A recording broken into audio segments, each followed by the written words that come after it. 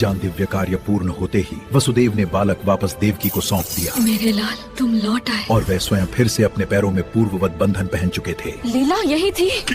फिर से उसी क्षण बंधु हरेश के हाथ का श्राप भी पूर्ववत जाग उठा। पहरे पुनः निष्क्रिय हो उस बालक की रक्षा करना चाहते थे, पर डर ने उनके कदम रोक रखे थे। हमें कुछ करना होगा, यह बालक खतरे में पड़ सकता है। पर निंदा और कंस के आतंक के कारण वे खुलकर कोई उपाय न कर सके। अगर हमने कुछ कहा तो सब फिर से पूर्ववत बंद हो गया। कारागार में निश्चल शांति छा गई। सब वैसा ही दिख रहा है जैसे पहले था। पर तभी बालक के रोने की ध्वनि ने भेदनी को जगा दिया। ये कौन रो रहा है अभी? उसके मन में एक संभावना बार बार लौट रही थी। क्या सचमुच भीतर कुछ बदला है? पर ये नहीं लगता था कि देवकी ने किसी बालक को छिपाया है।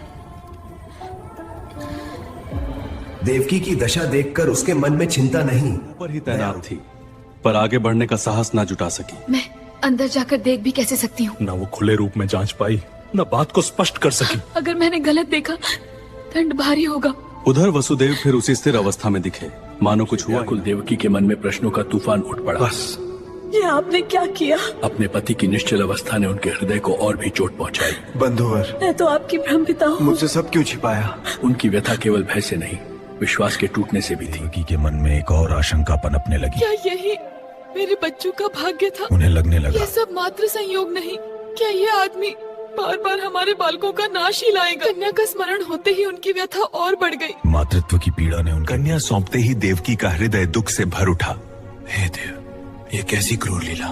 पीड़ा ने उन्हें मौन कर दिया। वे कुछ कह न सकी। लो इसे ग्रहण करो। पर मातृत्व ने मार्ग बना लिया और उन्होंने कन्या को थाम लिया। मेरी बच्ची। क्रोध में भरकर कन्या को उठाया। मैं इस बालिका का अंत अभी कर दूंगा। वो उसे प्राणहीन करने हेतु शिला पर पटकना चाहता था। अब कोई नहीं बचा सकेगा इसे।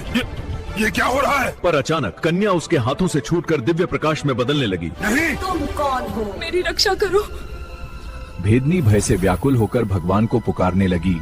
हे भगवान, मुझे संभालो, कोई संकेत दो। पाप का बोझ और ईश्वरीय आश्रय की इच्छा दोनों उसे घेरने लगे। मेरे पाप अब मेरे सामने खड़े उसने हैं। शत्रुओं और बालकों के भय की कठोर बातें कही। किसी बालक को भय मत पालो, शत्रु पास ही हैं। उसकी श्याम भाषा अमर्यादित हो चली।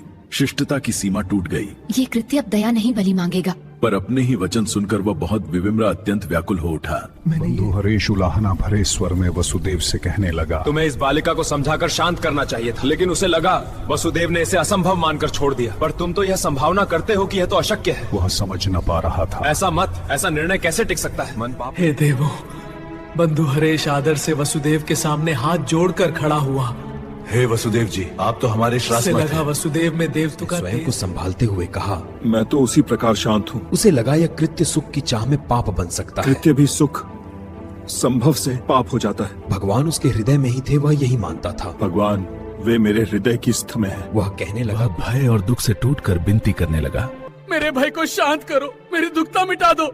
विनती बढ़ते बढ़ते वह पूरी तरह झुक गया। हे देव, मुझे वह संभालो। वसुदेव और देवकी के चरणों पर गिर पड़ा। उठो, भाई क्यों पालते हो? वसुदेव के शांत स्पर्श भय और दुख से टूटकर विनती करने लगा। मेरे भाई को शांत करो, मेरी दुखता मिटा दो। विनती बढ़ते बढ़ते वह पूरी तरह झुक गया। हे देव, मुझे संभालो। वह वसुदेव और देवकी के चरणों पर गिर पड़ा। उठो, भाई क्यों पालते